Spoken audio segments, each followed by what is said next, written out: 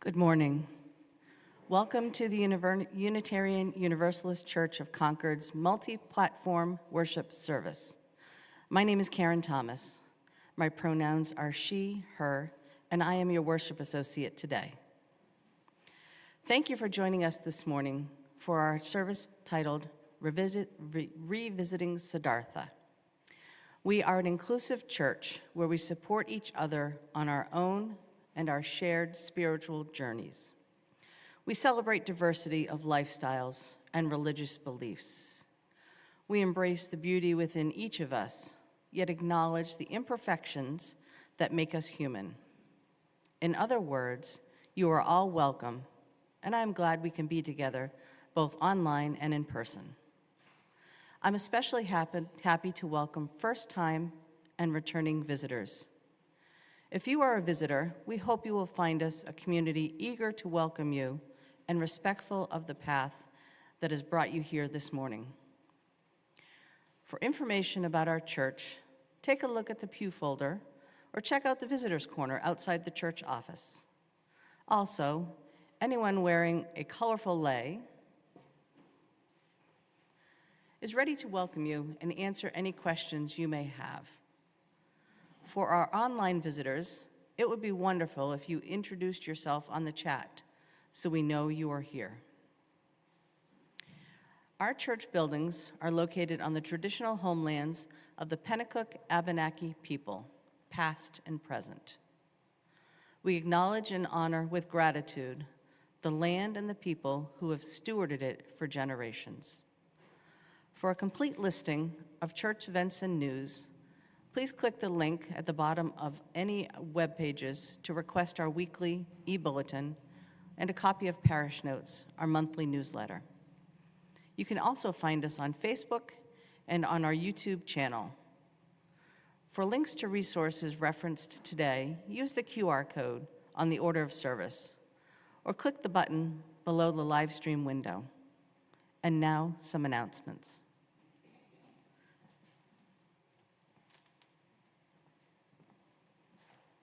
Morning.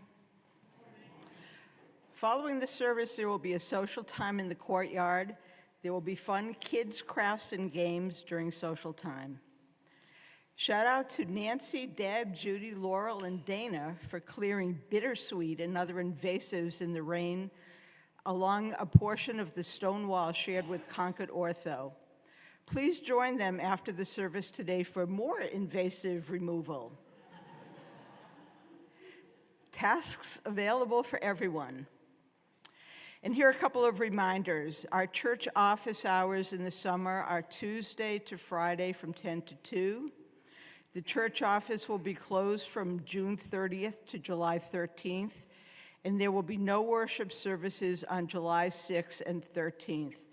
Maybe an opportunity to see what another denomination is talking about.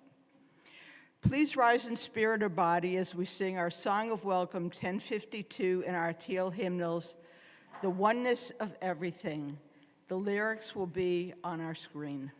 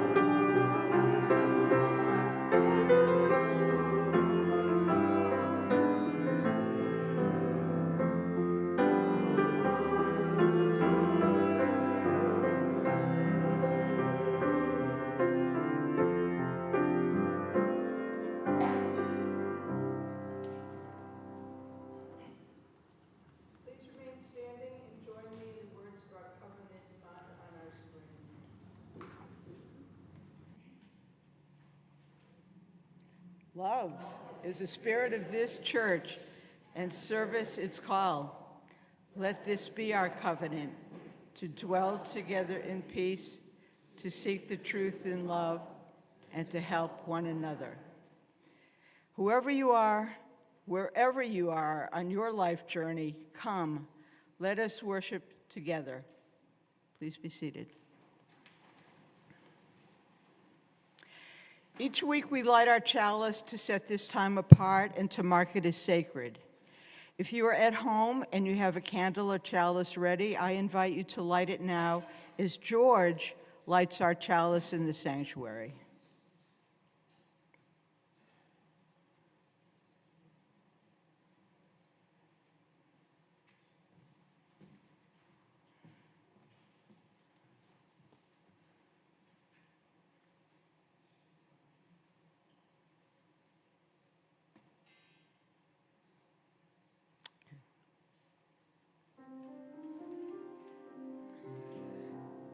Rise up, O flame, by thy light glowing, show to us beauty, vision, and joy.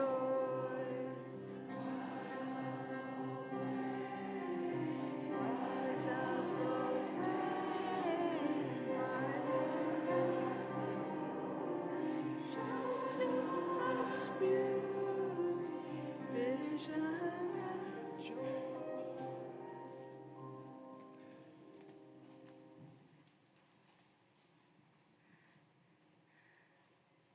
Please repeat after me. It is a blessing to be. It is a blessing to be here. It is a blessing to be here now. It is a blessing to be here now together.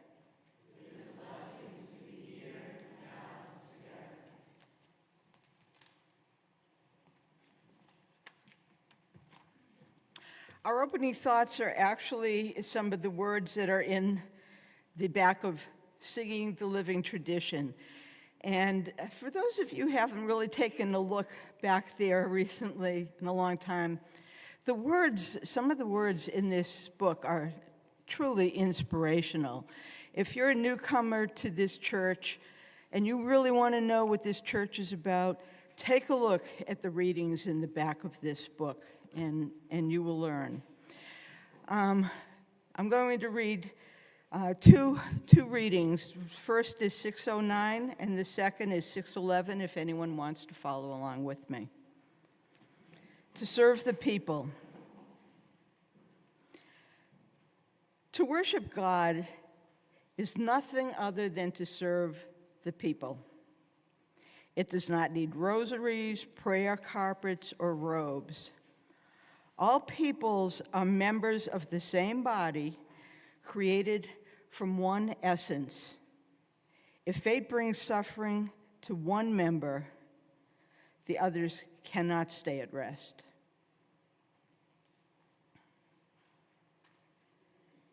I am the self that dwells in the heart of every mortal creature. I am the beginning, the lifespan, and the end of all. I am the radiant sun among the light givers. I am the mind. I am consciousness in the living. I am death that snatches all. I also am the source of all that shall be born. I am time without end. I am the sustainer. My face is everywhere. I am the beginning, the middle, and the end in creation. I am the knowledge of things spiritual. I am glory, prosperity, beautiful speech, memory, intelligence, steadfastness, and forgiveness. I am the divine seed of all lives in this world. Nothing animate or inanimate exists without me. I am the strength of the strong. I am the purity of the good. I am the knowledge of the knower. There is no limit to my divine manifestations. Whatever in this world is powerful, beautiful, or glorious, that you may know to have come forth from a fraction of my power and glory. Please rise in body or spirit as we sing 159 in the gray hymnal, "This Is My Song."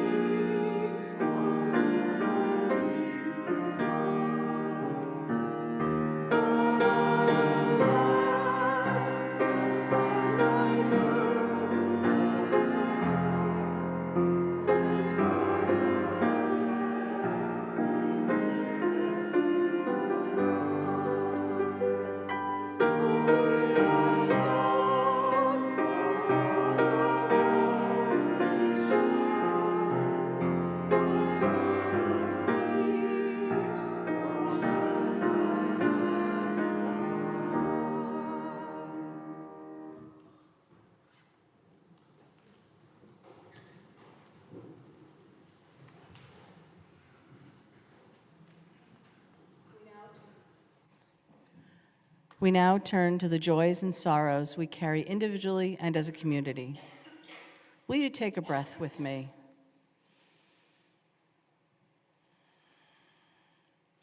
As we surrender to this moment, let us notice our body resting, grounded, supported by the earth. As the piano begins to play, you are invited to come forward and light a candle or place a stone at the table to your right, or add a note to the Holding Our Grief wheel. And if you wish, come to the microphone, tell us your name, and share briefly from your heart so that we, the congregation, can hold you in love.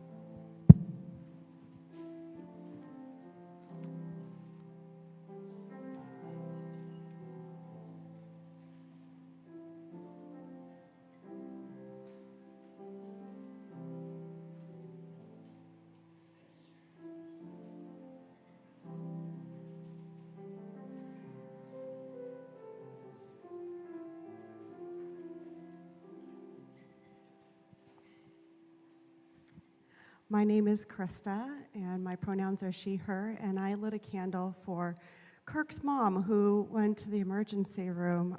Elm is out there in San Francisco, Alameda, with Kirk and visiting his family. So if you can just keep Kirk and his family and his mom in your prayers.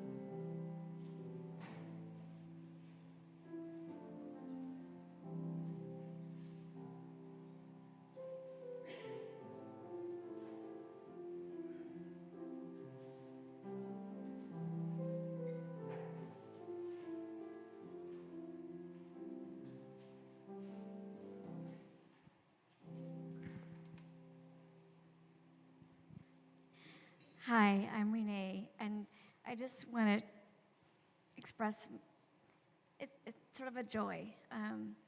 This is a difficult time in the world, and I just felt so comforted knowing I'd be coming here today and being with you during a time of real anxiety. And I just want to say thank you. I have so much gratitude for all of you, and just the presence that you have. Just being amongst you is just fills my heart. So thank you. I now invite Judy to light one more candle on behalf of those who are not with us today or chose to remain seated.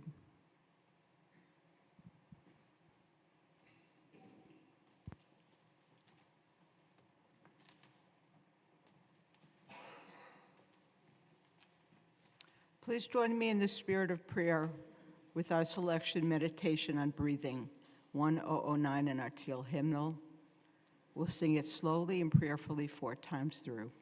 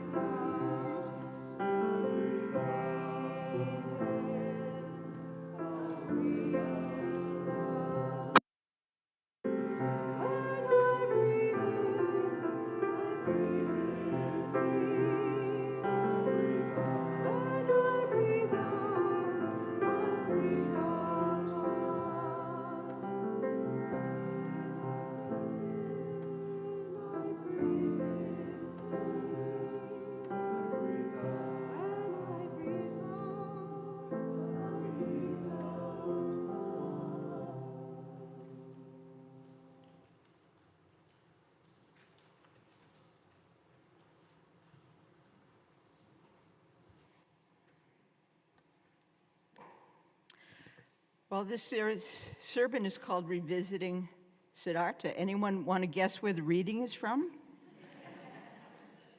You're right. The part I'm going to read to you from Siddhartha it's like the ultimate moment in the book. It's what everything has been moving towards. If this were the 1812 overture, imagine the cannons.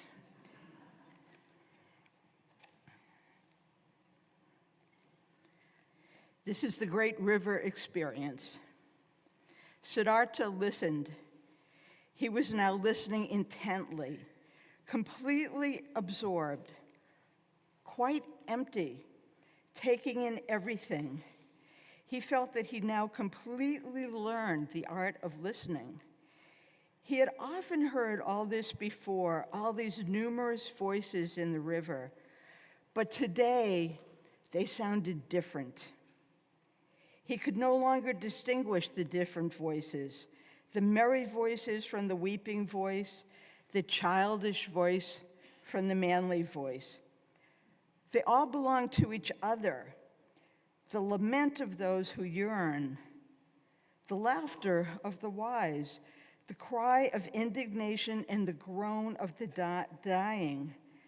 They were all interwoven and interlocked, entwined in 1,000 ways, and all the voices, all the goals, all the yearnings, all the sorrows, all the pleasures, all the good and evil, all of them together was the world. All of them together was the stream of events, the music of life. When Siddhartha listened attentively to this river, to this song of 1,000 voices, When he did not listen to the sorrow or the laughter, when he did not bind his soul to any one particular voice and absorb it in himself, but heard them all, the whole, the unity, then the great song of 1,000 voices consisted of one word, Om, perfection.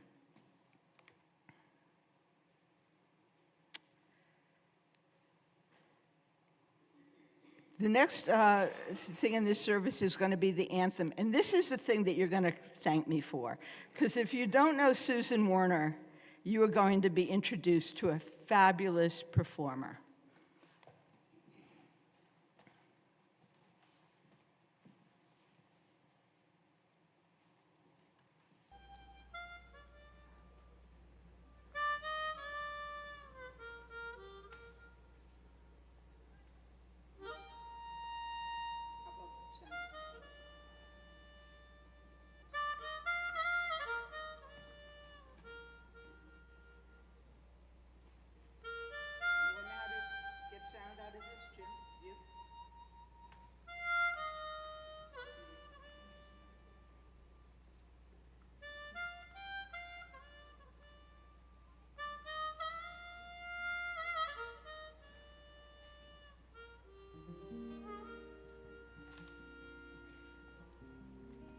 Not going to hear Susan Warner.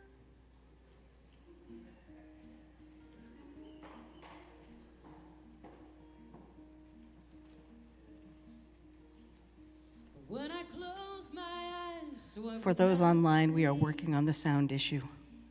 my Lord did trouble me. When I let things down that should not be, my Lord did trouble me. When I raised my head too high, too proud, my Lord did trouble me. And when I raised my voice too little, too loud, my Lord did trouble me. Did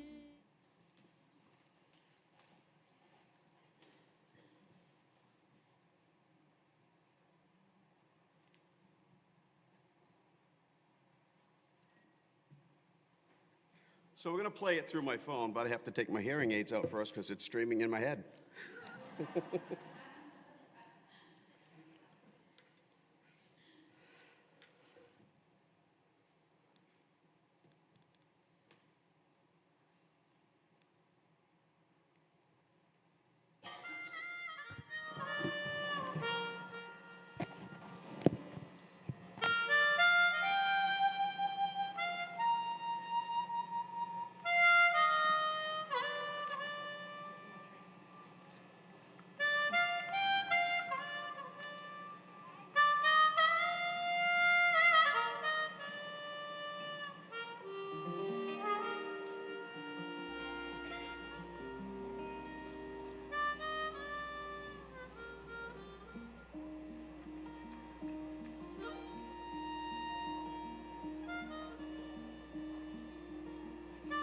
when I closed my eyes so I would not see, my Lord did trouble me.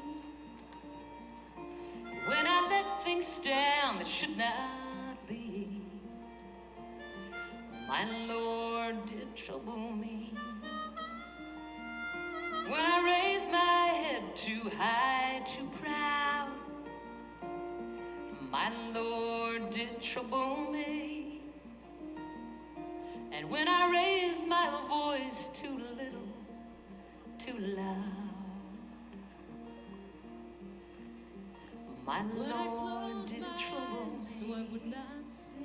Did trouble my Lord did trouble me. With a word or sign, with the ringing of the bell in the back of my mind, my Lord did trouble me.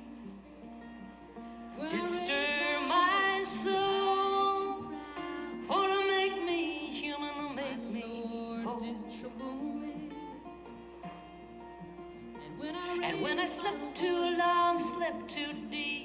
My Lord did trouble me, put a worrisome vision into my sleep.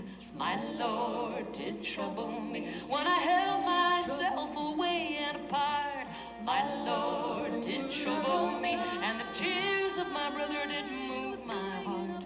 My Lord did trouble me, did trouble me with a word or sign, with the ringing of the bell in the back of my mind. Did trouble me, did stir my soul,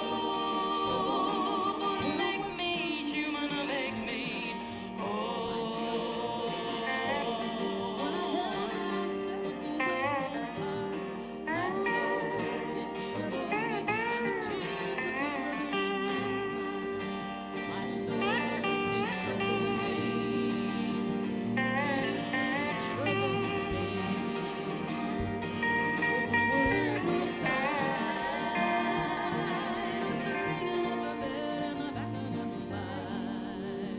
And of this I'm sure, yes I know, my Lord will trouble me, whatever I do. My Lord will trouble me in the whisper of the wind, song. My Lord will trouble me to keep me on the path where I belong. My Lord will trouble me, will trouble me with the word or sign, with the ringing of a bell at the back of my mind. Will trouble me, will stir my soul, but to make me human, to make me whole, make me human, to make me whole. Trouble me, keep me on the path.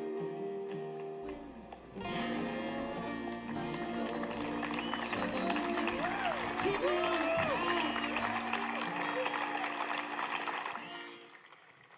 And thank you for your flexibility.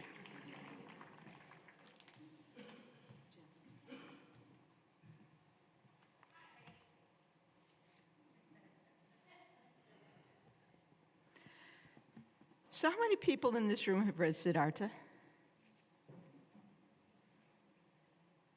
Yeah, quite a few. How many of you were under 20 years old when you read it? Anyone read it when they were older than 20? Oh, really? Oh, okay.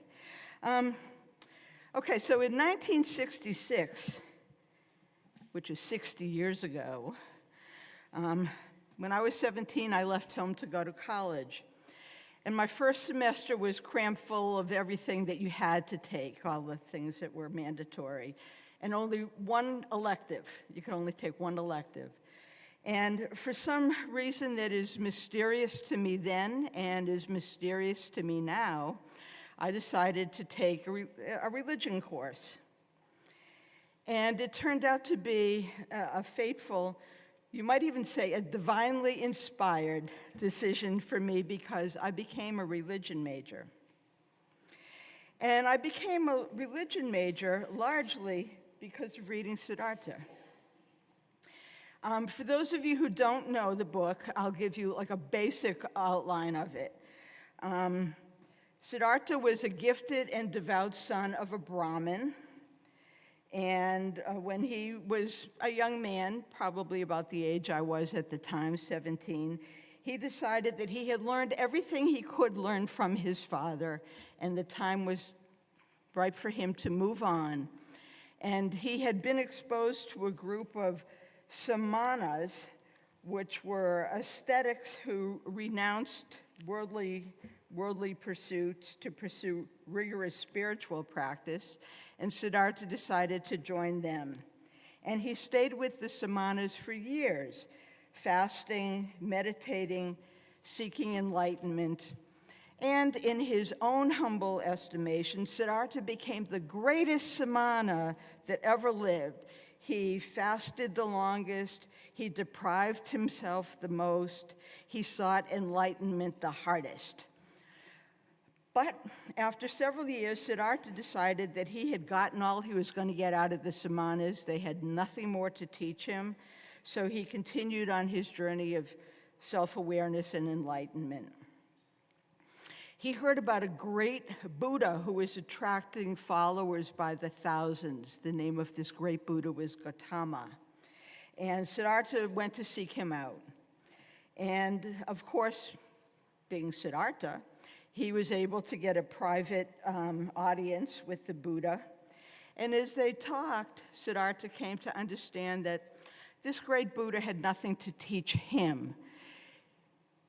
He may have had thousands of followers, but Siddhartha had to find his own path in this world. Even the great Gautama had nothing to teach him. So from there, Siddhartha's life became a little bit more mundane. He became smitten with a wealthy concubine. He fell into her world of possession and passion. Siddhartha himself considered himself, after a while, the best lover that had ever lived. And even though he thought the world of business was beneath him, he became one of the wealthiest merchants in there. So in short, there was nothing that Siddhartha did not excel at. When Siddhartha had been a samana, he lived as the samana do, on the generosity of others. They begged for food. But Siddhartha called those who gave him alms, who gave him the food, children.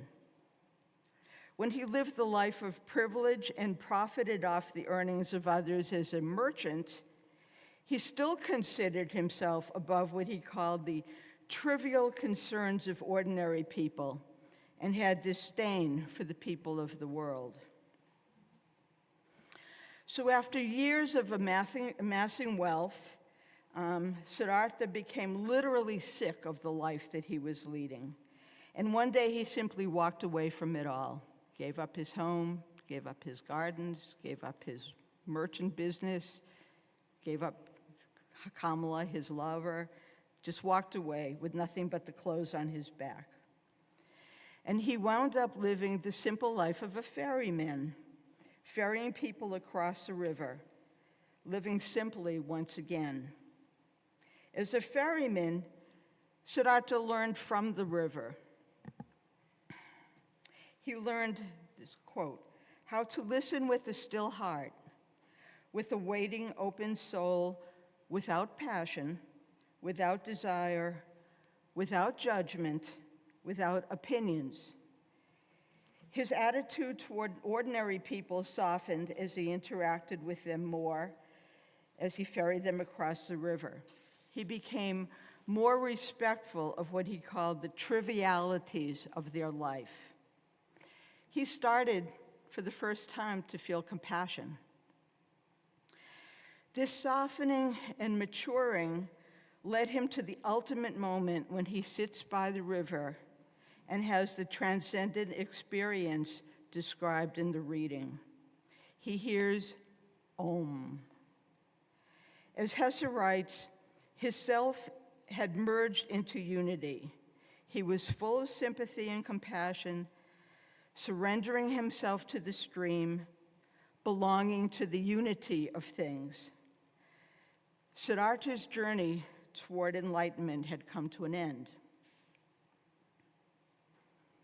So when I look back at my 17-year-old self who read Siddhartha, I could see what I found so attractive about this story. First of all, it was unlike anything I had ever thought about or experienced in all of my 17 years on Earth. I knew nothing about Buddhism. I was Jewish, and I was raised in an extremely non-religious household. When I was a young girl, about 8 or 9 years old, I myself found a way to a synagogue and went there all by myself and started to attend that synagogue. My family thought I was either odd or possessed, basically. So mostly at the synagogue, I recited prayers in a foreign language, a language I didn't know, and I had no idea what these prayers were really about or what they meant. I didn't learn much about what it meant to be Jewish or what the Jewish faith was all about. From what I could tell, being Jewish meant being ruled by a God whose name you were never, ever, ever allowed to speak. You did what God told you to do. You said the prayers that God told you to say. You performed the rituals that God commanded you to perform. And if you didn't do those things, then God smote you. Religion was obedience to God, period, end of story. The idea that you could go on your own journey to seek your own enlightenment was heretical and very, very heady to me. It was nothing short of mind-blowing. So now, fast forward 60 years, I have an app that's called Chirp that sells discount ebooks. And a few months ago, they were selling Siddhartha. So I wondered what it would be like to read this book 60 years later, this book that I had found so profound and so influential in my youth. Well, it was worth $2.99 for me to find out. My 77-year-old self had quite a different reaction to this book. The first and most profound for me reaction was to Siddhartha himself. His father, a learned man, had nothing to teach him. The Samanas, they had nothing that they could really teach Siddhartha. The great Buddha himself had nothing that Siddhartha could learn from. The people of the world were children whom he disdained. My 70-year-old self thought, what an arrogant little prick.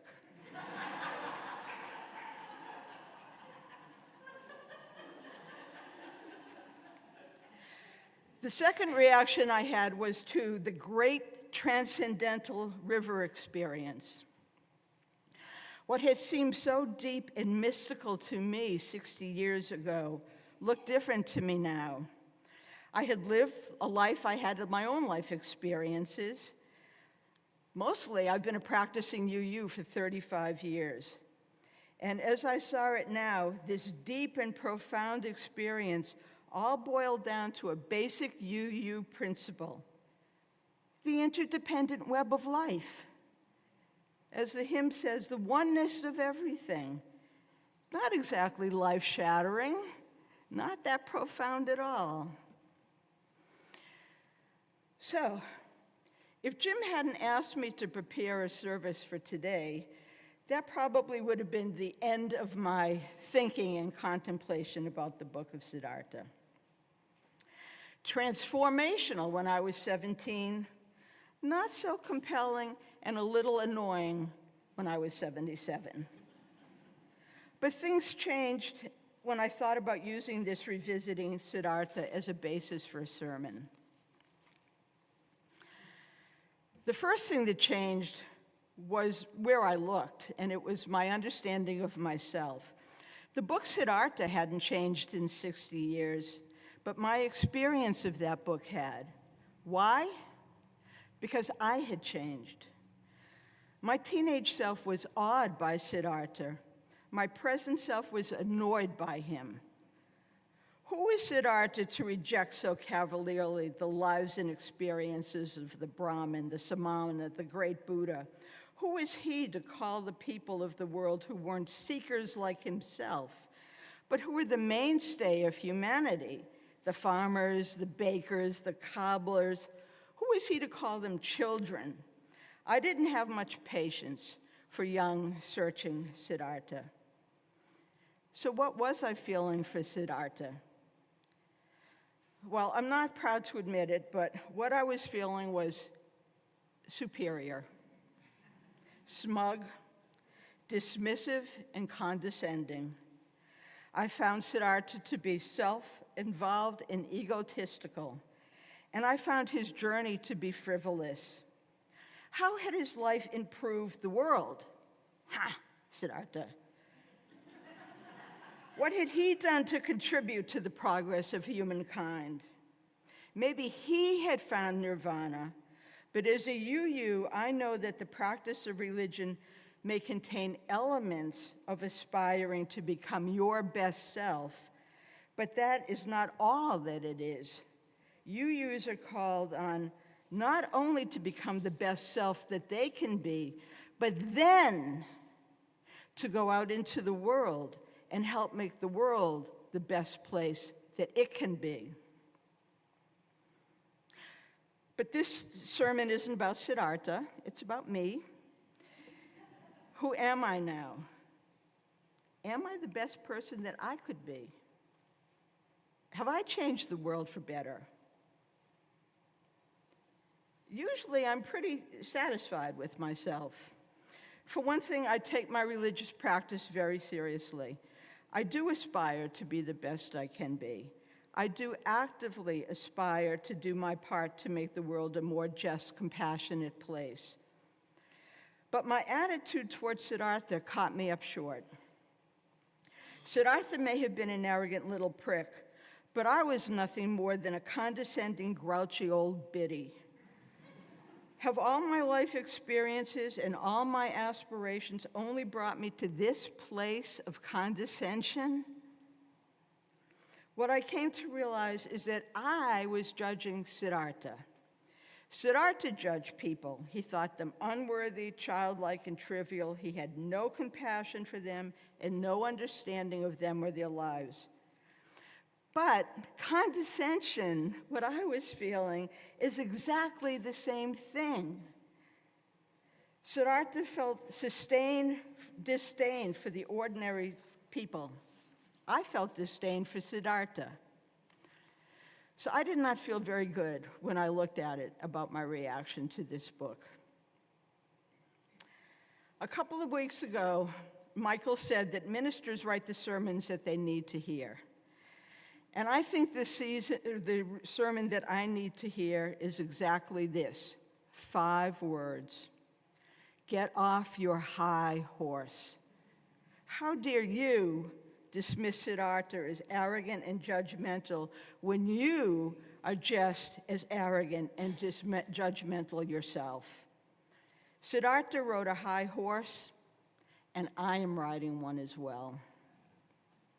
Maybe Siddhartha was too young to recognize that he was arrogant.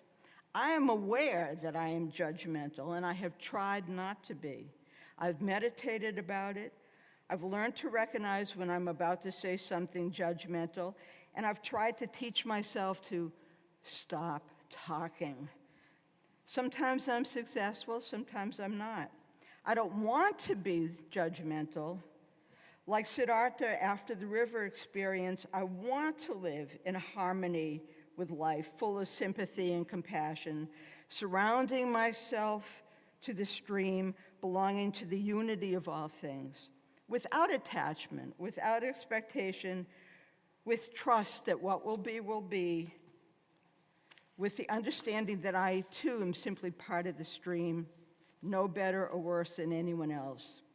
So reading Siddhartha told me I'm not there yet. So I'm going to tell you something that I haven't talked about before, and that is that a few months ago I had what I have come to think of as my own little transcendent experience. It happened right there, Betsy, just behind you at church. And I haven't talked about it because it's personal, but because basically it's so mundane. It was so banal. My mind was drifting during one of Michael's sermons, and I started asking the question I usually ask myself when my mind is drifting at church: what is God? This time, the answer came to me with a certain clarity that I had not experienced before. God is the life force. It animates us. It is our first breath. It is our last breath. Nothing more, nothing less. God isn't a guide or a moral compass. God is not the author of the Ten Commandments or any ethical code. God did not deliver the Israelites. God has no allegiance. God is simply the anima, the universal life force. So my mind continued. The anima resides in every one of us sitting in this sanctuary. It resides in every human being, no matter where he or she was born, no matter how they live their life, no matter how I think they should live their life. This anima has no judgment, no judgment. It resides in people I admire and in people I loathe. It resides in Donald Trump and every single one of his followers. So, if I really believe that, then I have to recognize and acknowledge that I have God within me, you have God within you, Donald Trump has God within him, and my role as a sentient human being is to safeguard the divine in me and to respect the divine spark in you. That is all. Judgment has no part of this. So, I've had these thoughts before. They're not particularly profound. They're not particularly unusual. But on that day, sitting behind you, Betsy, in this sanctuary, I experienced them in a very different way. It wasn't just an intellectual or an abstract thought. It felt true and it felt visceral. I could feel it. And it was transformational. It transformed me. As I sat there in that sanctuary, I had the sensation of being absolutely free of judgment. Siddhartha himself talks about this. He says during the river experience, he says that he had often heard the voices in the river before, but at that moment they sounded different, and it was a difference that he could not describe. It's a difference that I can't describe. So I wish I could say that that transcendent experience transformed my entire life. What I can say is that it lasted a good 30 seconds. By the time the service was over, I'm pretty sure I was back to being my old judgmental self. The sermon was too long, the plate recipient was unworthy, the coffee didn't meet my standards, Trumpists are evil, I'm better than they are.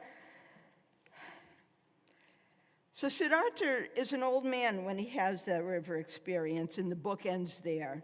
And Hesse intimates that one experience, that single ultimate experience, transformed him forever, that he had achieved nirvana forever.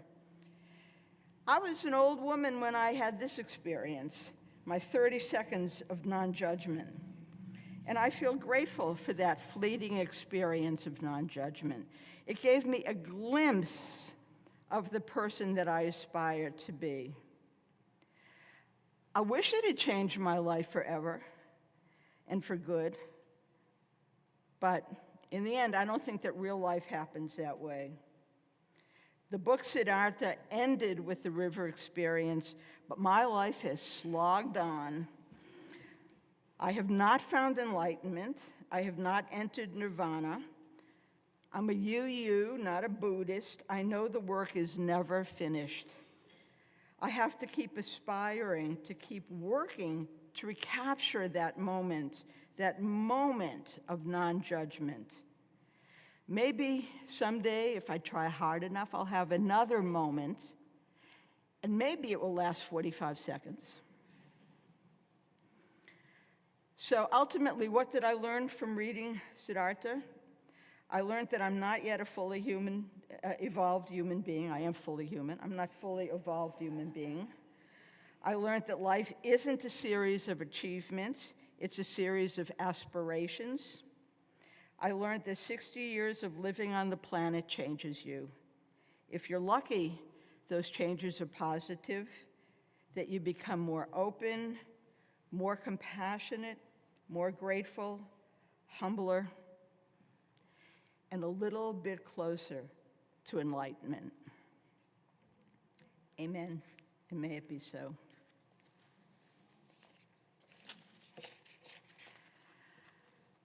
Thank you for your generous support of last week's outreach offering to support the Black Heritage Trail. Today's community plate supports the nonprofit Kawasawaho, Kathy, is that right? Community Land Trust, which creates resilience in the Kearsarge community through the intersection of land and housing. Local indigenous peoples called the mountain in Warner Kawasawaho, which means wild fall mountain. The depth and power of this place word strengthens the connection between the land around the mountain to the people who live here and our responsibility to this place. KCLT serves the community by holding lands and buildings in common to promote stable and affordable housing, regenerative agriculture, economic revitalization, ecological vitality, and indigenous land rights. Our morning offering will now be gratefully received.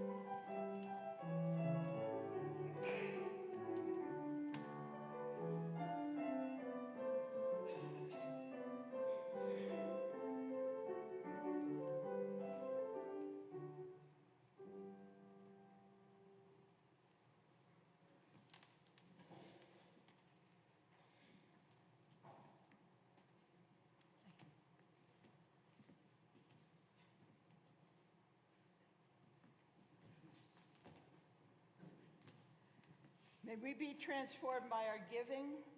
May the world be transformed by our gifts. Please rise and body or spirit for our closing hymn 318 in our gray hymnal, We Would Be One.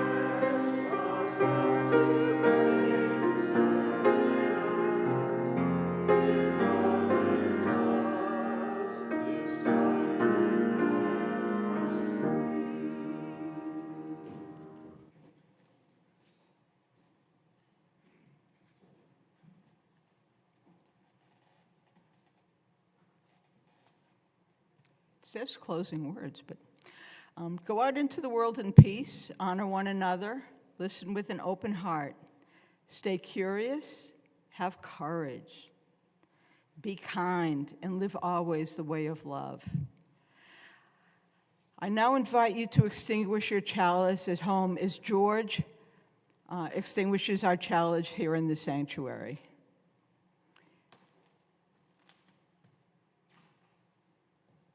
And please join me in reading aloud the words on our screen. We extinguish this flame, but not the light of this faith we share, the warmth of community, or the fire of commitment. These we carry in our hearts until we are together again. Now please join me in singing our unison benediction. If you are comfortable joining hands or elbows, go ahead and reach out. And if not, reach out with your heart to all of us worshiping with you, knowing that you are not